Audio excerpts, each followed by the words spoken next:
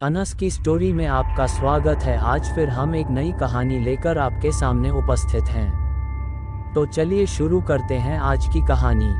ये कहानी एक छोटे से गांव की है जिसका नाम रामपुर था।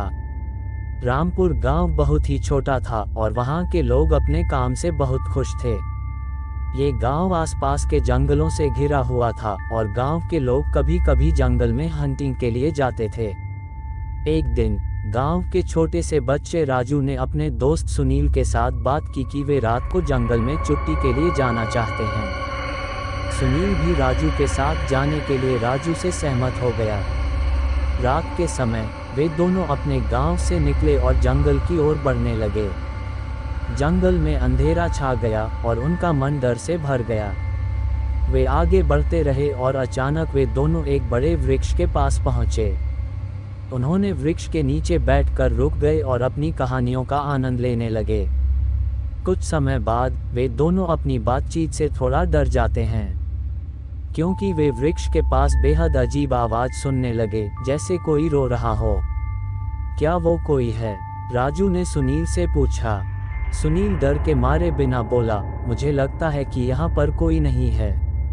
वे फिर से बात करने लगे, लेकिन वो अजीब आवाज बढ़ती जा रही थी। फिर उन्होंने वृक्ष की ओर देखा और देखा कि वहां कुछ अजीब चीज ब्लिंक कर रही थी। राजू और सुनील अपनी चुप बिगड़ने के लिए देख रहे थे।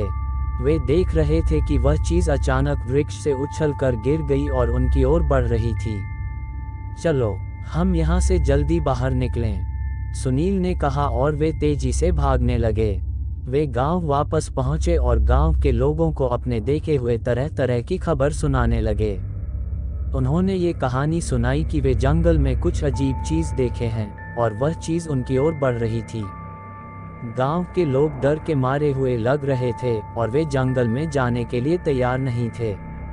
पंचायत के सभी सदस्य एक साथ बैठे और यह विचार किया कि क्या वे जंगल में जाने के लिए एक टीम तैयार कर सकते हैं जो उन अजीब चीजों का पता लगा सकती है। टीम तैयार हो गई और वे जंगल में चले गए। वे वृक्ष के पास पहुंचे और वह अजीब चीज की खोज करने लगे। कुछ देर बाद वे वृक्ष के पास खड़े हो गए और वे अचानक वो अजीब चीज देख लिया। ये कुछ बच्चे थे, लेकिन वे अचानक वापस वृक्ष में चले गए और गायब हो गए। ये कैसे हो सकता है? टीम के एक सदस्य ने पूछा। वे वृक्ष के पास जाकर देखने लगे और वहां कुछ और बच्चे दिखे। ये बच्चे भी वृक्ष में जाने के बाद गायब हो गए। टीम देखने लगी कि यह वृक्ष बच्चों को अपनी ओर खींच रहा था और वे वहां चले जा रहे थे। वृक्ष की ओर बढ़ते वक्त टीम के सदस्यों ने वहां एक छुट्टी होने के लिए किसी चीज की खोज की, लेकिन वे कुछ नहीं पा सके। टीम वापस गांव लौट आई और पंचायत को ये सब बताया। पंचायत ने तय किया कि गांव के लोग जंगल में न जाएं और वहां से दूर रहें। लेकिन एक रात गांव के एक युवक नामक अर्जुन ने फिर अपने दोस्त सहील के साथ जंगल में जाने का निर्णय लिया। उन्होंने जंगल की ओर रास्ता तय किया और जंगल की ओर बढ़ने लगे। जंगल में अंधेरा छा गया और उनका मन भी डर से भर गया। वे वृक्ष के पास पहुंचे और वही अजीब चीज देख लिया, वृक्ष में खिंचकर जाने वाले बच्चे। ये तो वही बच्चे हैं जिन्होंने अपनी जान खो दी, सहील ने डर के साथ कहा। अर्जुन ने देखा कि वो बच्चे वृक्ष की ओर बढ़ रहे थे और उन्होंने उनका पीछा किया। वे देखे कि वृक्ष के नीचे एक छिपकली जैसी चीज बैठी थी जो बच्चों को खींचकर ले जा रही थी। अर्जुन ने देखा कि वह छिपकली जैसी चीज बच्चों को अपने मुंह में ले जा रही थी और बच्चे उसके मुंह के अंदर गए। वचन के बाद छिपकली ने बच्चों को बाहर निकाल दिया, लेकिन वे सब मर चुके थे। अर्जुन और सहील को बड़ा दुख हुआ कि वे बच्चे नहीं बचा सके। वे वृक्ष की ओर देखते रहे और वे देख लिया कि छिपकली वृक्ष के नीचे जाती है और वहां से गायब हो जाती है। अर्जुन और सहील ने वृक्ष के पास जाकर देखा और वहां एक छिपकली की बिल देखी जिसमें कई बच्चे थे। वे समझ गए कि छिपकली बच्चों को खींचकर अपने बिल में ले जाती है और वहां खाती है। अर्जुन और सहील ने खुद को बचाया, लेकिन वे गांव वापस जाकर यह सच नहीं बता सके क्योंकि कोई उन्हें यकीन नहीं करता।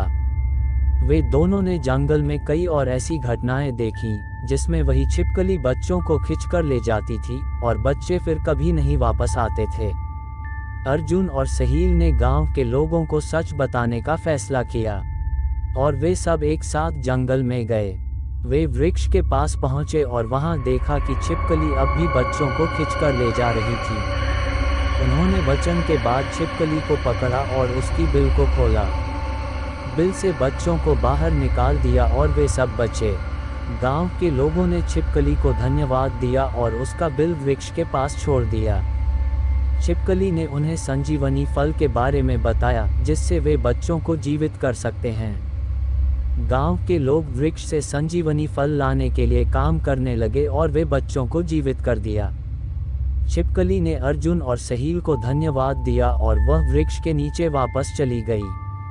इसके बाद से गांव के लोग जंगल में जाने से बचने लगे और वह अजीब घटनाओं के साथ बच गए। ये कहानी हमें ये सिखाती है कि कभी कभी जंगल में अजीब चीज़ों का सामना हो सकता है और हमें सावधान रहना चाहिए। लेकिन इसके साथ ही हमें ये भी याद दिलाती है कि दुनिया में अच्छे और बुरे चीज़ें दोनों होती हैं और हमें अच्छाई को प्रमोट करना चाहिए। अगर आपको वीडियो अच्छी लगी हो तो प्लीज़ वीडियो को लाइक करें और चैनल को भी सब्सक्राइब करके बेल नोटिफिकेशन को ऑल पर प्रेस कर दें। Thanks for your watching.